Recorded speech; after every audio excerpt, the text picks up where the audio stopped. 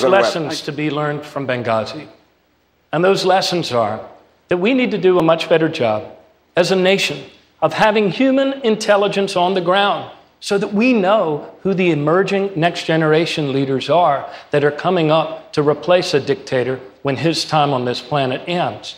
And I believe that's what Chris Stevens was trying to do. But he did not have the tools. We have failed as a country to invest in the human intelligence that would allow us to make not only better decisions in Libya, but better decisions in Syria today. And it's a huge national security failing. Senator Webb, I want you to be able to Thank respond. You. Anderson, I'd Look, like this to was not, too, please. Senator Webb? This is not about Benghazi per se. For me, it is the inevitability of something like Benghazi occurring in the way that we intervened in Libya.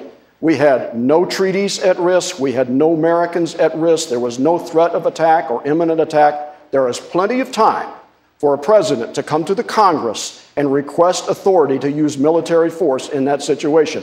I called for it on the Senate floor again and again. I called for it in Senate hearings. It is not a wise thing to do, and if people think it was a wise thing to do, try to get to the Tripoli airport today. You can't do it.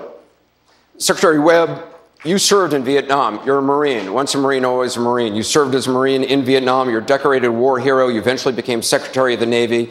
During the Vietnam War, the man standing next to you, Senator Sanders, applied for status as a conscientious objector. Given his history, can he serve as a credible commander-in-chief?